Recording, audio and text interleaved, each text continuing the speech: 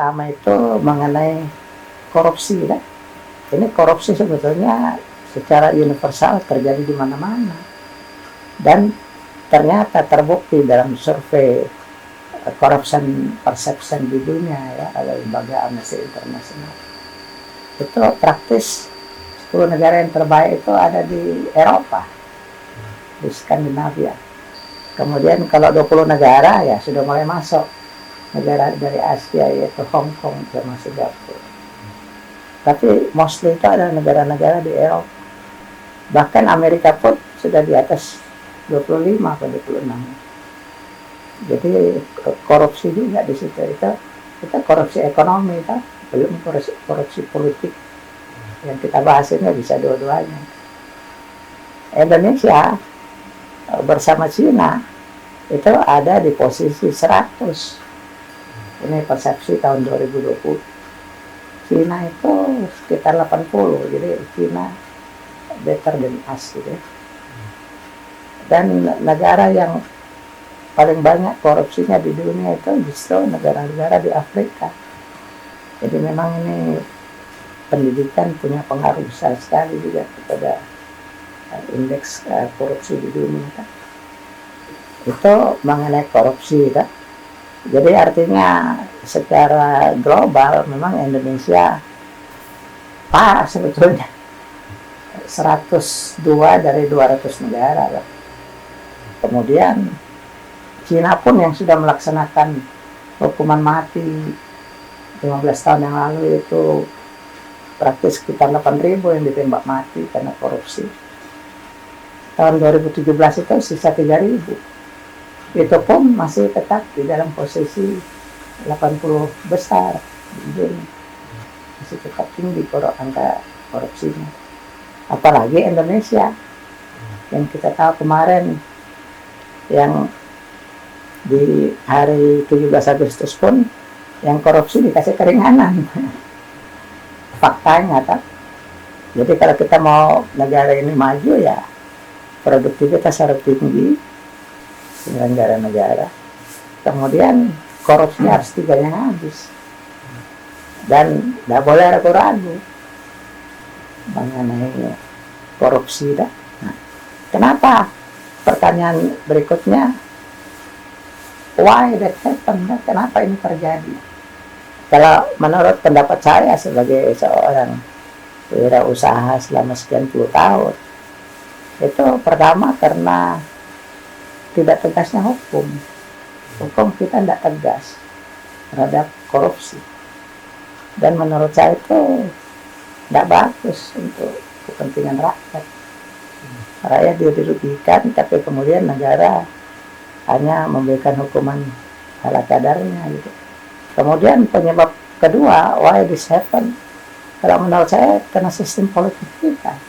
Kalau yang tadi korupsi itu praktis dari kita merdeka sampai sekarang tidak ditangani secara sungguh-sungguh. Kalau menurut pendapat saya ya, mudah-mudahan saya tidak keliru.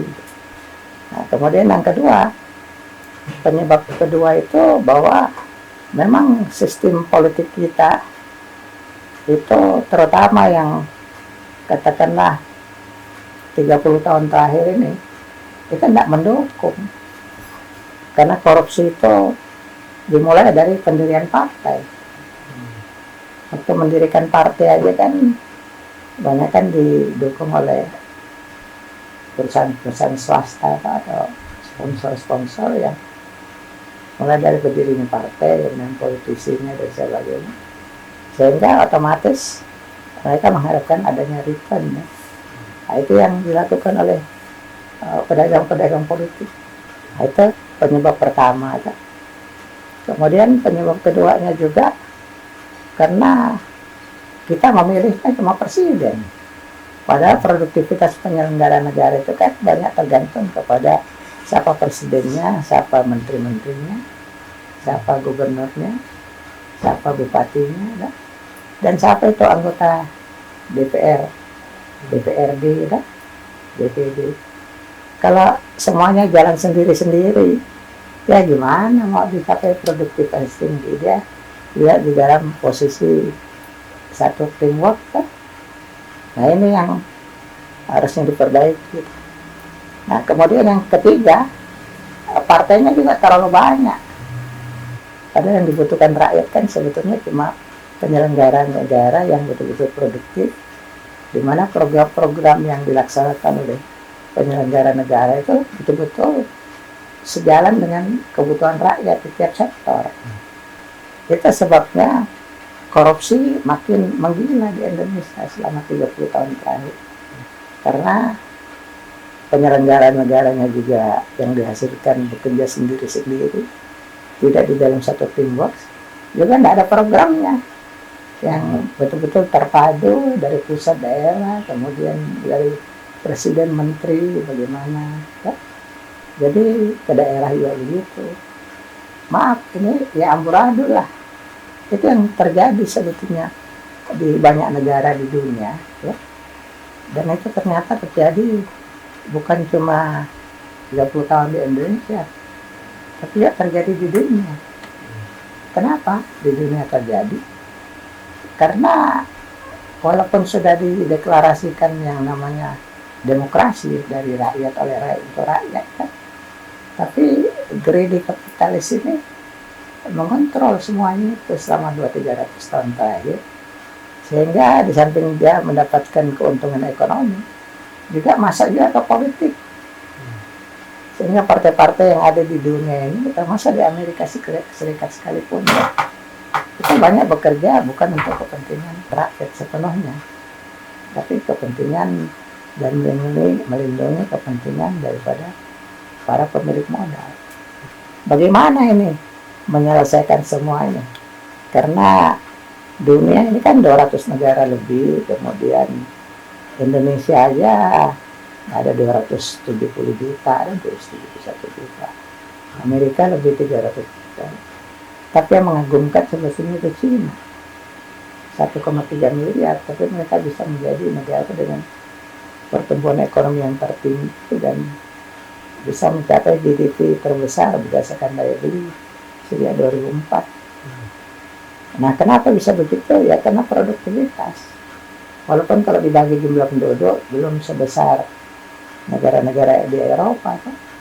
Tapi pencapaiannya China itu menurut pendapat saya layak diacungkan jempol gitu.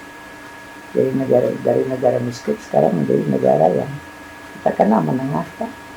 Nah, ini yang sebab musababnya kan. Nah, kita masuk pada yang ketiga.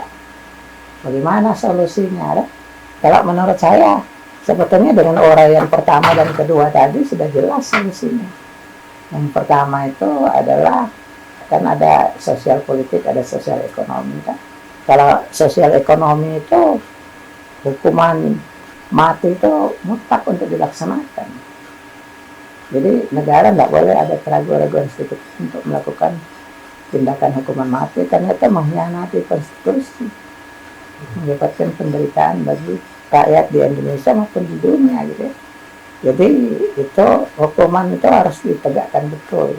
Dan menurut pendapat saya, saatnya sekarang sebetulnya korupsi ini ya sudah mencapai kepada titik emergensi, sudah gawat sebetulnya kalau menurut pendapat saya. Jadi maksudnya ada semacam langkah-langkah darurat yang dilakukan oleh negara. Jadi kalau zaman dulu itu ada mahkamah militer luar biasa, sekarang ini ada mahkamah hukuman mati koruptor. Itu menurut saya. Nah, bagaimana itu bisa dilaksanakan? Nah, ini yang menurut saya mestinya keputusan menyatakan bahwa Indonesia ini emergensi korupsi itu harus dibarengi oleh dukungan rakyat dalam bentuk referendum, sehingga pemerintah tidak ragu-ragu untuk melakukan kedaruratan korupsi dan bisa dieksekusi secara langsung. Kalau sekarang kan ada tim anti korupsi atau Tipikor, ya, dilakukan penguatan terhadap Tipikor. Kemudian langkah yang kedua adalah dilakukan langkah-langkah perbaikan sistem politik. Tadi kan sudah dibahas sistem politiknya itu bahwa paket pemerintahan 3-in-1. Rakyat itu memilih secara langsung paket pemerintahan yang diharapkan bisa bekerja lebih produktif, yaitu paket pemerintahan yang terdiri daripada paket pertama adalah apa kebutuhan rakyat di setiap sektor. Kemudian yang kedua, apa program untuk memenuhi kebutuhan rakyat, baik di tingkat pusat maupun tingkat daerah. Kemudian yang ketiga adalah siapa tim kerja daripada presiden. Jadi sudah bukan saatnya lagi presiden sendiri yang kemudian masing-masing menteri atau gubernur dan bupati ditentukan oleh rakyat masing-masing daerah. Sudah bukan saatnya. Jadi paket tim pemerintahan itu adalah presiden, menteri, dan gubernur. Nah itu yang kemudian disosialisasikan kepada publik paling tidak 6 bulan sampai 1 tahun, sehingga rakyat paham. Kemudian rakyat mengambil keputusan di dalam referendum nasional, sehingga nanti negara itu presiden yang ditunjuk itu betul-betul bisa mempunyai dukungan sepenuhnya dari rakyat, bukan cuma sebagai presiden, tapi dengan tim yang sudah diketahui dari awal oleh rakyat. Dan itu juga menurut pendapat saya, harusnya partainya itu cuma 2 aja, jadi tidak kayak sekarang partai banyak sekali. Karena yang dibutuhkan rakyat kan sebetulnya semata-mata hanya produktivitas kerja pemerintahan yang bisa mengamini apa yang dibutuhkan oleh rakyat dan melaksanakannya secara sungguh-sungguh. Jadi rakyat sebetulnya tidak terlalu membutuhkan itu wakil-wakil.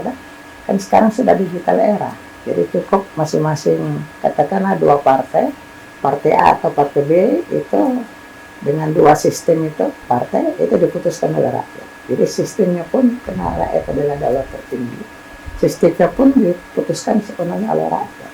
Kemudian yang kedua, rakyat memutuskan paket pemerintahan. Nah ini juga mestinya kan cuma 2 saja, supaya rakyat bisa memilih antara yang baik dengan yang lebih baik. Dan untuk bisa baik dan lebih baik itu harus mencakup 3-in-1 itu. Tidak apa yang menjadi kebutuhan rakyat di tiap sektor, apa yang menjadi program dalam bahasa rakyat yang sederhana, dan siapa yang kerja di pemerintah. Nah dengan demikian akan dicapai pemerintahan yang produktif, yang kemudian mampu mensejahterakan seluruh rakyat. Itu kira-kira yang saya bisa usulkan, bagaimana supaya korupsi itu bisa dihilangkan. Dan saya sengaja menyampaikan ini mengenai paket pemerintah itu karena itu yang menjadi akar sebetulnya. Di samping tidak konsekuensinya negara untuk menindaki para koruptor karena alasan HAM yang sebetulnya keliru juga. Mestinya HAM itu kan dasarnya individualisme dan juga kolektivisme.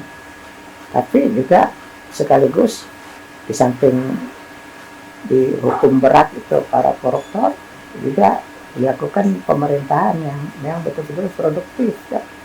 Kira-kira itu saja yang saya bisa sampaikan. Terima kasih.